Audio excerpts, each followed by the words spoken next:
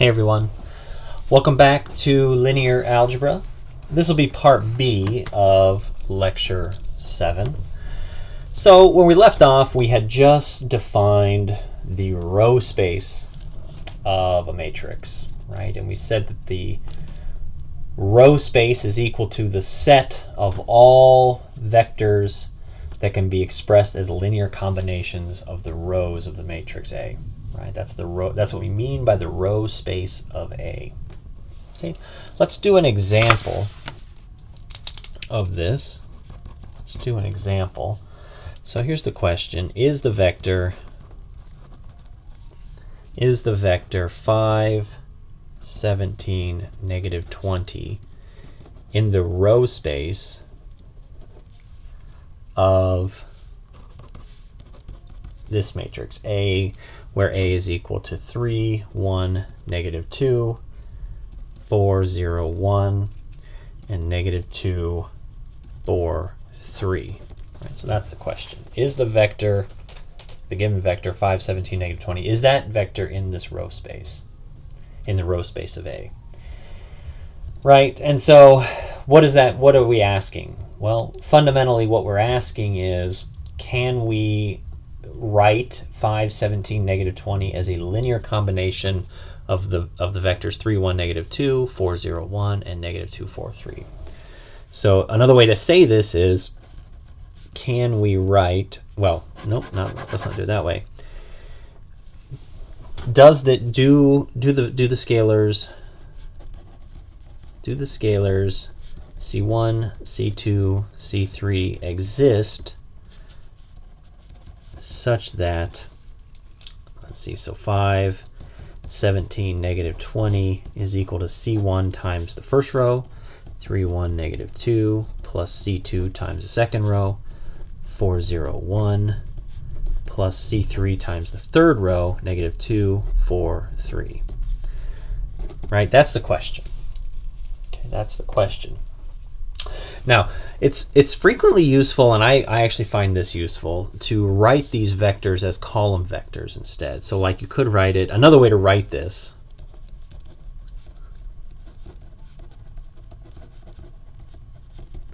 right, another way to write this would be 5, 17, negative 20 equals C1 times 3, 1, negative 2 plus C2 times 4, 0, 1 plus C3 times negative 2, 4, 3, like so, right? That's another way to write it. And I think this is kind of a nice way to write it because it sort of shows you that this kind of a question can be solved or dealt with using a system, right? By writing this as a system of linear equations, right? And so you can think of this as a system where this is the coefficient matrix. If you take these three column vectors and you bind them together, that gets you your coefficient matrix, and then this is the augmented scalar part of the matrix. And so to figure this out, to find out, we need to solve, right? What do we need to solve? Well, 3, 1, negative 2, 4, 0, 1, negative 2, 4, 3, and then 5, 17, negative 20. Right, we need to solve this matrix, solve this system, which means reduced row echelon form version of this matrix is needed, and we can read off the solution. So when we do that, and again, I'm jumping over a major piece of the work here. Major piece of the work is going through and actually row reducing this matrix, but you can do that, right? And you get 1, 0, 0, 0, 1, 0, 0, 0, 1. And then you get 5, negative 1, 3. Okay, so when you do that, you get this. Now, what does this imply? Well, it implies that C1 is equal to 5, C2 is equal to negative 1, and C3 is equal to 3.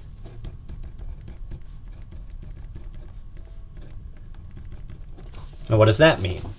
Well, if I take these values of these scalars and I plug them into this linear combination, then I'm going to get this matrix, right? These will satisfy this linear combination. What does that mean? Well, it means that this matrix, or sorry, this vector is, yes, in the row space of A. Right? So 5, 17, negative 20 is in the row space of A. That's kind of the answer to this question. Okay, so that's the answer to this question. So yes, the answer is yes. In the affirmative, that particular vector is in the row space of that particular matrix. Right, and so what did we do to solve this? Right, so to show that a vector is in the row space of a matrix, we basically need to create a system and then row reduce it and to identify the solution. Right, so to show that X is in the row space of A, we need to solve the system. Right, what's the system? Well, if you think about it in augmented matrix terms, you would basically take A, transpose it, and that's your coefficient matrix, and then you've got X over here. Right, so you need to solve this system. Right, now if this system has a solution, then the vector must be in the row space. So if the system is consistent, then X is in the row space of A. Okay, and that's all there is to it. And let's see another example. So in this example, we'll say X equals 3, 5 is not in the row space of A, where A is equal to 2, negative 4, negative 1, and 2. Right, so we're saying this up front, and we can see that this is true by considering, so to see this, consider, right, we'll just take A transpose X and create an augmented matrix. And so what does that look like? Well, it's 2, negative 1, negative 4, 2, and then 3 and 5, right? So A transpose is this, and then there's just X plugged in, and that's row equivalent to a reduced row echelon form matrix, which would look like this. And unfortunately, you get an 11 there, right? So you've got an inconsistency here. Right, and so the system is inconsistent, and that means X is not in the row space of A.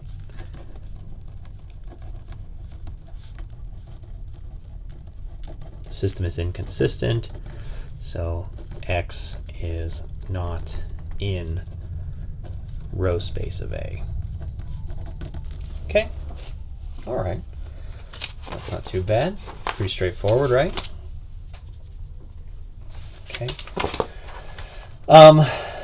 So we're kind of building towards a big-ish theorem, right? And the big theorem is going to be a theorem that talks about the row space of A and the row space of B being equal when A and B are row equivalent. So kind of a big theorem.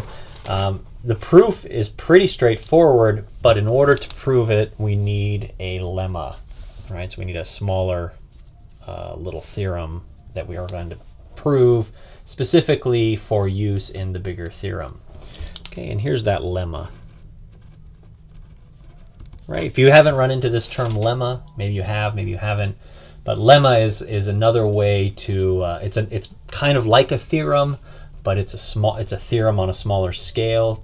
Not always, typically it's a smaller type of theorem, and I think more importantly, a lemma is a theorem that is used in it's kind of proven with the purpose being to be applied in some larger theorem. Okay. So the lemma goes like this. If the vector X is a linear combination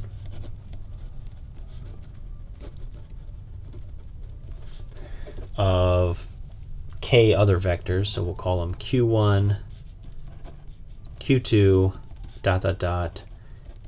qk. So if x is a linear combination of these k vectors here, and each of q1 dot dot dot qk is a linear combination of r1, r2, rk, right? So a different set of vectors. So if x is a linear combination of q1 through qk, and each of these vectors, q1 through qk, is also a linear combination of r1 through rk, then x is a linear combination of r1, r2, dot, dot, dot, rk vectors. Okay, so this is kind of a weird theorem, but here's the idea, right? Another way to say it, kind of a way to rephrase this, is that if you think about the concept of row space, right, is that if x is in the row space of q, and each row of q is in the row space of r, then x is also in the row space of r. Right, so another way to say it, if x is in the row space of q, and each row of q is in row space of r, then x is in the row space of r. It's kind of another way to say it. It's kind of sort of a less wordy way to say it. If x is in the row space of q, and each row of q is in a row space of r, then x must be in the row space of r. It's kind of like a transitive sort of property here. Right? Kind of. It's not exactly the transitive property. It's like it. Analogous to it. We're going to prove this one. This one's pretty straightforward to prove. It's a little bit, can be a little technically cumbersome, only because you have to write out some of these linear combinations, but it's not anything that's too much of a stretch, and I think if you really kind of are thinking about it already, you might believe it without even kind of proving it. It might seem reasonable that this would be true. But let's go ahead and kind of write out the proof of how this works. So we'll start by saying that x is a linear combination of the vectors q1 through qk. Okay, so we'll start with that assumption. X is a linear combination of q1 through qk. What does that imply? Well, it implies this equation. X, the vector, is equal to c1 q1 plus c2 q2 plus dot dot dot plus ck qk, right? Right, so x is a linear combination of these vectors means that this is true, and this is going to be true for some c1, c2, dot dot dot, ck real numbers. Okay. Now we'll also assume that each of the qi vectors can be written as a linear combination of some other vectors r1 through r, we'll say rl.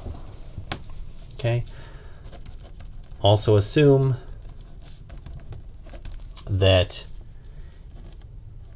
each qi is a linear combination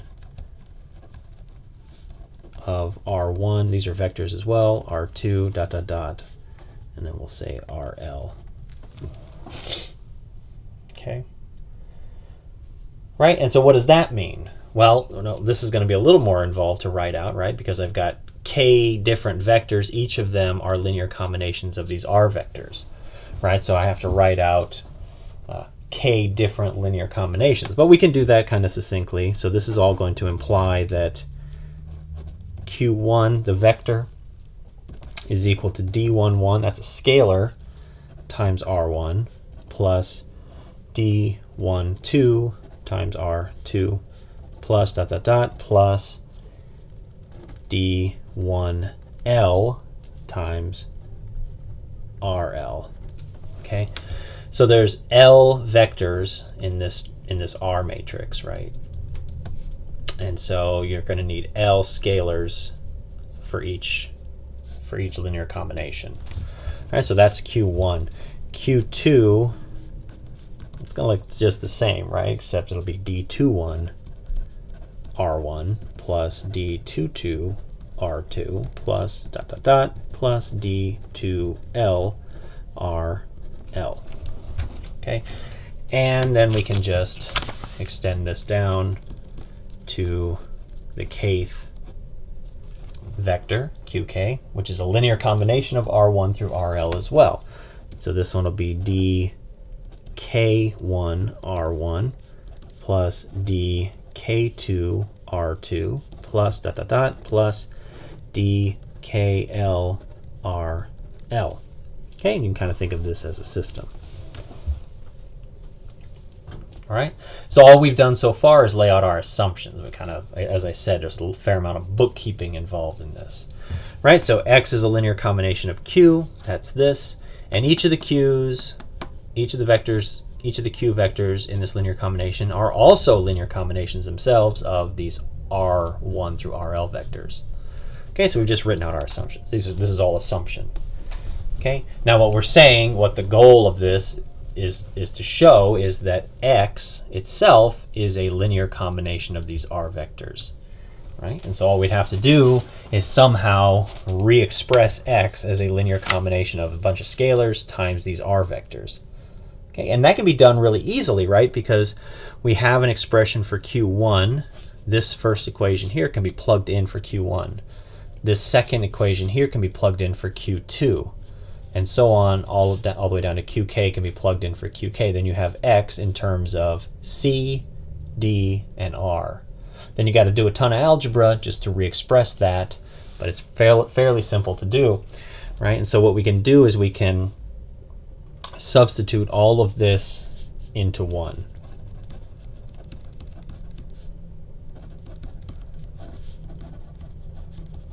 And by one, I just mean up here I denoted this with a 1, right? Substituting this into the original, right? So I have X equals C1 Q1 plus C2 Q2 plus dot dot dot plus CK QK. Okay, and then I'm going to substitute in all of these Q's, all of these linear combinations instead of Q. Right, and so what do I get? I get C1 times D11 R1 plus, I'm just going to abbreviate this, plus I'm basically plugging this whole thing here in. So D11 R1, D12 R2 plus dot dot dot plus D1L RL. Okay, and then we can do the second one just so we can see the pattern. That'll be D21 R1 plus dot dot dot plus D2L RL plus, and then dot dot dot dot dot dot CK, and now instead of oh sorry, it's down here. Instead of QK, I'm going to plug in this. So CK times DK1 R1 plus dot dot dot DKL RL. Okay. All right, and so this is nice because look, the only vectors that I have in this long sum product here is the vectors R, which is what I want to show that X is a linear combination of. So all I have to do is kind of go through this, expand it, and re-express it in the appropriate form. And I can do that, and let me show you how to do that. So what we would do is we would just expand this out and basically collect all of the R terms together, the RI terms together. And what do you get? You'd get C1 D11, okay, plus C2 D22 plus dot dot dot plus CK DK1. Yes, is that right? I might have. Yeah, no, that's right. And that's going to be times R1 vector plus, and then your second piece here is going to be C1 D12 plus C2 D22 plus dot dot dot plus CK dk2 times r2. And then you would go on like this. And finally you would get C1 d1L plus C2 d2L plus dot dot dot plus CK dKL times what? R of L. Right? Now notice, these are just scalars. There's no vector in here. This is a scalar times a scalar plus a scalar times a scalar plus dot dot dot plus a scalar times. This is a scalar. It's kind of a complicated mess of a scalar, but it is a scalar nonetheless. So this shows that X is a linear combination of R1 dot dot dot through RL. So those L vectors. All right, perfect. That's what we want to do. And that's kind of, so as I said, this is a lemma. It's actually one of the more involved proofs we've seen so far in linear algebra, but it's not a big tricky theorem. It's a theorem it's a smaller theorem in terms of its scope, but it's very useful in proving the next theorem. It's in fact much of the work that you'd have to do to prove the next theorem would be the previous proof. So let's go ahead and jump into it. So this theorem is going to be basically it's going to illustrate the very tight and important connection between row equivalence and row space, right? So the idea of row equivalence and the idea of row space is good. This going to be tight. This tight connection is going to be kind of spelled out in this next theorem. Very nice theorem. So suppose that A and B are row equivalent. Okay. Then if X is a linear combination of the rows of A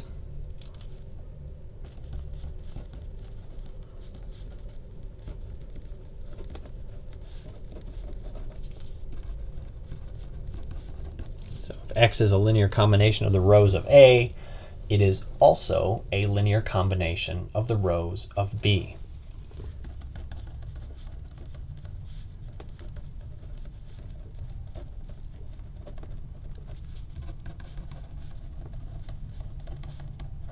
Okay, that's great, right? So, I mean, another way to say this is that if X is in the row space of A, then it's also in the row space of B, right? Assuming A and B are row equivalent. So if two matrices are row equivalent, then they have the same row space. Okay, basically that's what's going on here. If A is equivalent to B, then the row space of A is the same as the row space of B. Okay. All right. So let's go ahead and prove this. Prove this one. As I said, this proof would be very involved, more complex if we didn't have the lemma that we just proved. So let's assume that B is obtained from A via row operations.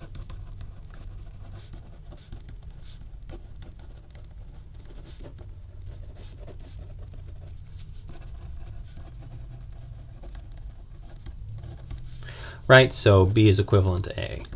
Okay, that's what that means. And so if B is obtained from A by performing row operations, then each row of B is a linear combination of the rows of A. Okay, so this implies that each row of B is a linear combination of the rows of A. Okay, so B is equivalent to A. B is a row equivalent to A. That means each row of B is a linear combination of the rows of A. Okay, so let's let X be in the row space of B. Okay, that means X is a linear combination of B.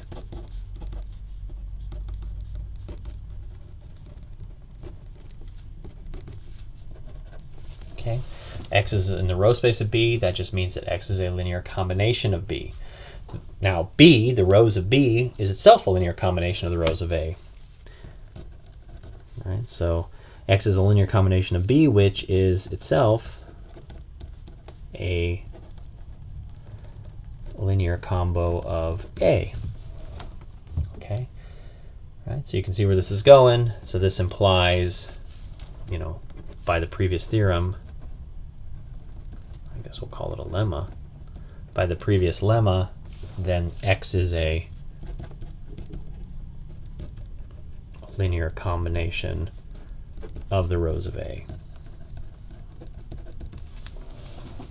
Okay, and that's the idea, right? So again, we kind of blasted through this one a little bit, but this is the idea for the proof, right? So, you know, what are we assuming up front? We assume that B is obtained from A via row operation, so B is row equivalent to A, right? So if that's the case, if, you know, B is row equivalent to A, then each row of B is a linear combination of the rows of A. That just follows from the definition of row equivalence.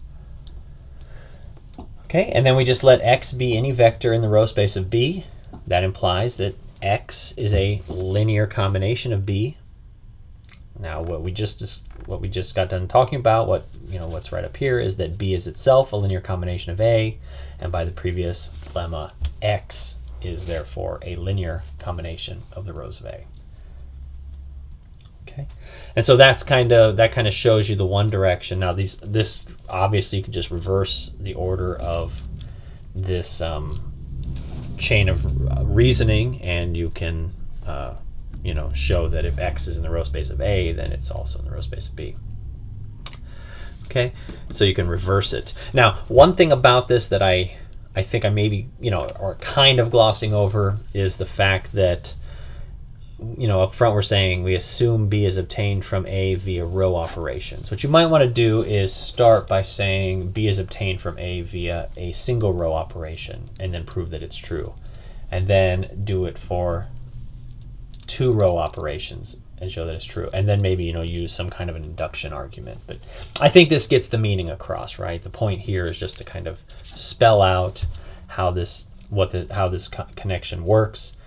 It's not necessarily to, write the most perfect proof of this. But that's the idea. That's the big idea with row space. So if 2 matrices are row equivalent, then any vector that's in the row space of one necessarily in the row space of the other. Okay, it's kind of a big idea. All right, and I think that's where we'll leave off with lecture 7. Next time when we get together, we will talk about matrix inverses. So this is kind of a big topic, so the inverse of a matrix. We'll talk about what it means for a matrix to be invertible and how to find inverses. And so this will be something, again, kind of like rank. These are the fundamental ideas of linear algebra that we're going over right now, so kind of key stuff. All right, take care. We'll talk to you all later.